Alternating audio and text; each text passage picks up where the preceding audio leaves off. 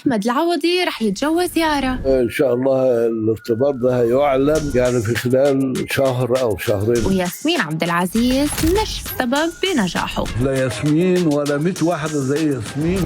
أنا عندي سؤال أسأل ولا بلاش؟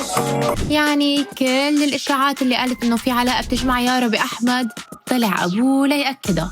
ده حقيقة إن هم ارتبطوا، وإن شاء الله الارتباط ده هيعلن خلال شهر أو شهرين إن شاء الله. يعمل حاجة زي ده، ومحبينه كلهم هيبقوا موجودين والدعوة هتبقى عنه. يعني الموضوع جدي. أنا حاسة معاك بالأمان. وإذا حابين تعرفوا كيف بيحبوا بعض روحوا شوفوا علي كلاي وروح.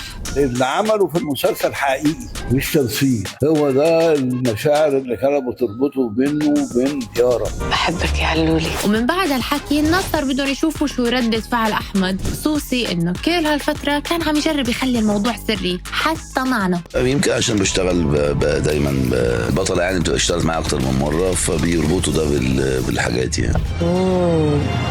زميلة. بس بكل الأحوال وعلى ما يبدو شرارة هالحب بلشت بفهد البطل. تحب مراتك؟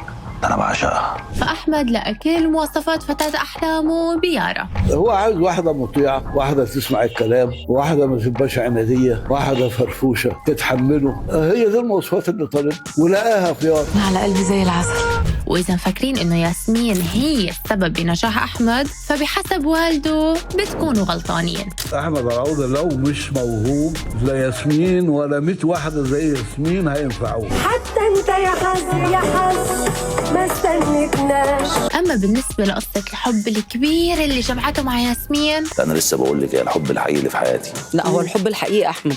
فانتهت بالطلاق لسبب هو قاله. هو موضوع الخلفة أولا وأخيرا، موضوع الخلفة إن هي ما رح نكمل لأنه البيوت أسرار، ولا تنسوا الفضل بينكم.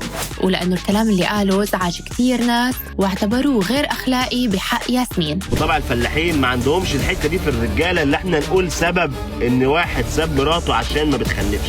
بس بكل الأحوال في أسباب تانية قالوا. رقمات طويلة وشد وجذب بينهم وبين بعض على الأعمال الفنية اللي هم اشتركوا مع بعض فيها. بكل الأحوال كتار اتمنوا لياسمين العوض. أنا في ناس يعني ما بيعملوش حاجة إن هم بيأذوني بس بقالهم سنين يعني. فين العوض يعني ما شفناش. وبالأخير ما فينا نقول غير مبروك والله يتمم على خير.